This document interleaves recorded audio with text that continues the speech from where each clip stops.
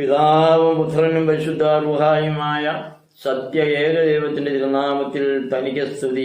നമ്മുടെ മേൽ തന്റെ കരുണകളും മനോണവും എന്നേക്കും ഉണ്ടായിരിക്കട്ടെ.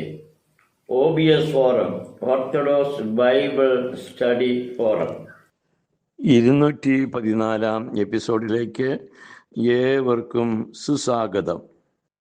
ഈ എപ്പിസോഡിൽ എബ്രായ ലേഖനം 6-ാം അധ്യായം 19-20 വാക്യങ്ങളെ അടിസ്ഥാനമാക്കിയുള്ള ഒരു പഠനമാണ് നാം നടത്തുന്നത്.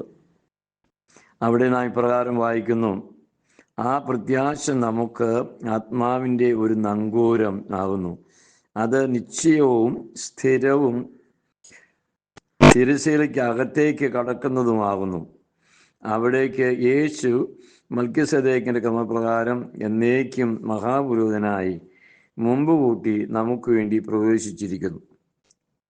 യേശുക്രിസ്തു സ്വർഗാരോഹണം ചെയ്തതിനെ തൻ്റെ മഹാപുരോഹിത ശുശ്രൂഷയായി ഇവിടെ നങ്കൂരമിട്ട് ഉറപ്പിക്കുകയാണ്.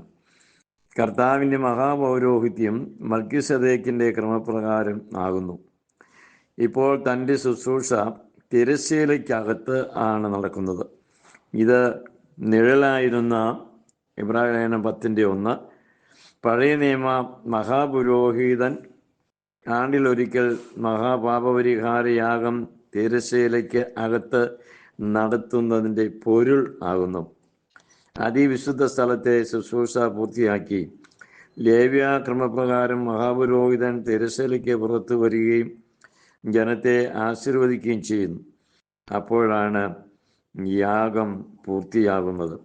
അതേവരെയും ജനം പ്രാകാരത്തിൽ കാത്ത് നിൽക്കുക എന്നതായിരുന്നു പഴയ നിയമ വ്യവസ്ഥിതി. ഇതേപോലെ നമ്മുടെ കർത്താവ് തൻ്റെ യാഗം പൂർത്തിയാക്കി വീണ്ടും വരും എന്ന വിശ്വാസം നങ്കൂരമിട്ട് ഉറപ്പിച്ചിരിക്കുന്ന ഒരു വാക്യമാണ് നാം ഇവിടെ പഠന വിഷയമാക്കുന്നത്.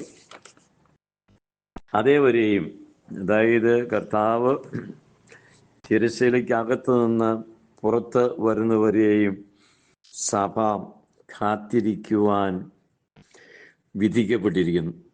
തനിക്കായി കാത്തിരിക്കുന്നവരുടെ രക്ഷയ്ക്കായി അവൻ, നമ്മുടെ കർത്താവ്, പാപം കൂടാതെ രണ്ടാമത് പ്രത്യക്ഷനാകുമെന്ന് എബ്രായ ലേഖനം 9:28 വ്യക്തമാക്കിയിരിക്കുന്നു. അപ്പോഴാണ് നാം വാങ്ങിപ്പോയവരോടൊപ്പം രക്ഷാപൂർത്തി പ്രാപിക്കുന്നത്.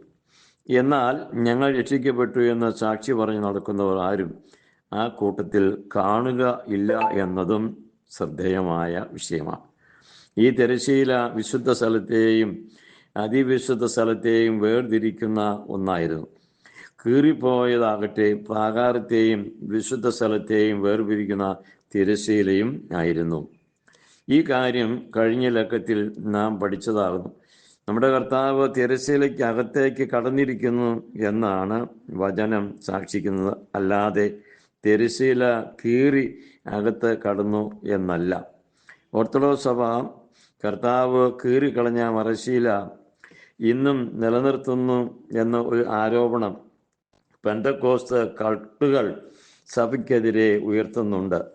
എന്നാൽ ഓർത്തഡോക്സ് പള്ളികളിലെ തിരശ്ശീലകൾ, മദ്ബഹായിലെ തിരശ്ശീല, നമ്മുടെ കർത്താവ് മഹാപുരോഹിതനായി തിരശ്ശീലയ്ക്കകത്തേക്ക് പ്രവേശിച്ചിരിക്കുന്നു എന്ന വചനത്തിൻ്റെ സാക്ഷ്യമായിട്ടാണ് നിലനിൽക്കുന്നത്.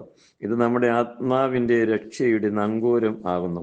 ഫിലിപ്പിയ 3:20 എഴുതിയിരിക്കുന്നു: നമ്മുടെ പൗരോഹിത്യമോ സ്വർഗത്തിലാകുന്നു. അവിടെ നിന്ന് കർത്താവായ യേശു ക്രിസ്തു രക്ഷിതാവായി വരുമെന്ന് നാം കാത്തിരിക്കുന്നു. നാം രക്ഷിതാവിനായി കാത്തിരിക്കുന്നവരുടെ കൂട്ടത്തിലോ രക്ഷിക്കപ്പെട്ടു കഴിഞ്ഞു, ഇനി മറ്റൊന്നും ഇല്ല എന്ന് വിശ്വസിക്കുന്നവരുടെ കൂട്ടത്തിലോ. വചനം ശ്രദ്ധയോടെ പഠിക്കുക. വിശ്വാസ പഠനം താല്പര്യമുള്ള നമ്മുടെ അംഗങ്ങൾക്ക് ഇത് ഷെയർ ചെയ്യുക. ഈ യൂട്യൂബ് ചാനൽ സബ്സ്ക്രൈബ് ചെയ്യാത്തവർ ദയവ് ചെയ്ത് സബ്സ്ക്രൈബ് ചെയ്യുകയും ചെയ്യുക. എല്ലാവർക്കും നന്ദി. തണ്ണിക്കോട്ടച്ചൻ.